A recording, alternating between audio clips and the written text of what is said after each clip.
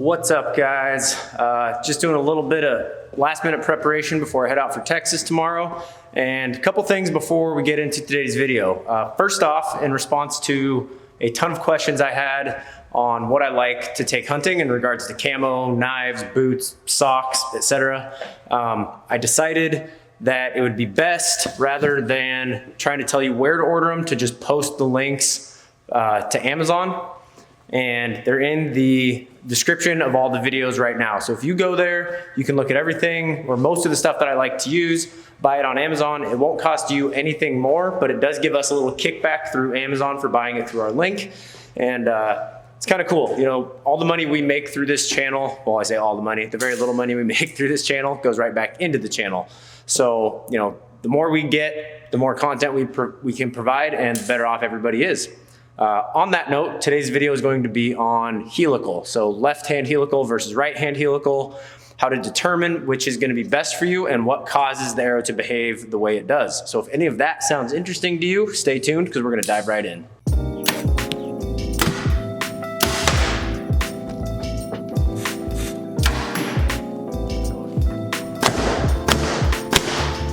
Oh yeah. Okay, so like I was saying, when you go to fletch your arrows, you're gonna have an option of a straight vane, a right-hand helical, or a left-hand helical. Now, a straight vane honestly isn't really used for pretty much anything anymore. An arrow needs to spin to be accurate and stabilized correctly. So I'm gonna go ahead and just say, throw that option out right out of the gate. If you buy, arrows in a box from like Walmart or even at like Cabela's or something like that, sometimes they come with a straight vane on there, and they really just don't steer the arrow very well, especially if you have a broadhead. So really it comes down to two options: a right-hand helical, which the jig kind of turns from left to right, or a left-hand helical, which will turn from right to left. Now, the other option is, you'll have a straight jig, but you'll have a slight offset. So whether it's a right offset or a left offset. And that is basically going to be determined by which way your arrow naturally wants to rotate coming out of the bow. So to determine which way it rotates, it's really, really simple. You're just gonna need a blank shaft, and you're gonna wanna take like a silver Sharpie or any sort of color that you can see, and just make a mark right on the back of your shaft right here, just a little line. Then what you're gonna do is walk up to a really close target. And when I say close, I mean like, 3 yards, 9 or 10 feet. And you're gonna start with that line indexed on top of the shaft, so you're looking right down on it, and you're gonna shoot it. And when you go to pull, you will see that it is either rotated slightly to the left or slightly to the right. Now, if your shaft is rotating to the left, that means that when it's coming out of the bow, it's naturally wanting to rotate to the left. So what you're gonna wanna do is have either a left offset or a left helical on your vane, so that you're not fighting the natural rotation of that arrow.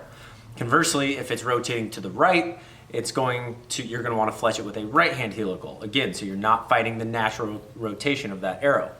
Now, what determines whether your arrow rotates right or left is probably something that you wouldn't expect, and that is actually the direction in which your string is twisted. So almost every bowstring these days is what they call a two-part string, basically. So it's even strands, two sets of even strands. So let's say on a 24-strand string, you've got 2 sets of 12, and they wrap them or twist them in a certain direction. Now, 90% of your strings are going to be twisted clockwise, so to the right more or less, which also means when they serve them, they're serving in that same direction, so that everything is tight. You don't have opposing forces there. Now, while you would think that a right twist would cause a right spin on the arrow, it's actually the opposite. So most strings, probably 90% of them, most setups are going to actually rotate to the left, which is kind of ironic considering most jigs, you have to specify if you want a left-hand helical on them. Most of the stock clamps that you buy on like the little boning jigs are gonna come with a right-hand helical. Now, if you have a string, for example, first string, I know for a fact they twist their strings up counterclockwise or to the left, and they will actually cause your arrow to rotate to the right a little bit. So, like I said, it's a really easy test to do. You just need a bare shaft without any fletches on it. Make that little mark. shoot it really, really close, like 9 feet, and see which way that arrow is rotating, and then fletch with the according helical. You know, I get asked a lot, does it really make that big of a difference? And my answer is no, it does not make a huge difference.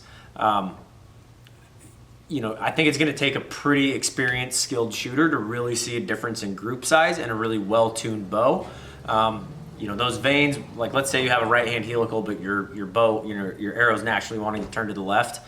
Those vanes are going to take over so quickly after the arrow leaves the bow that I'm not sure it really makes a huge difference. But as I always say, especially with target archery, any little advantage you can get, anything that's going to promote better arrow flight and more forgiveness, in my opinion, is worth doing. Even if it's just a mental thing, I think it can help. I have not personally tested, so I've actually always done a left-hand helical on mine being left-handed. And part of the reason for that is when I was shooting like big 5-inch feathers on my indoor arrows with one of my older bows on one of my Hoyts, I would, with a right-hand helical, I would get, every time I draw the bow back, the feathers would hit the cables a little bit and it would ruffle that one feather and I'd get a little bit of contact. And with a left-hand helical, just because of the way that it twisted, I would actually avoid that contact. So I started going with left and I've pretty much always stuck with it.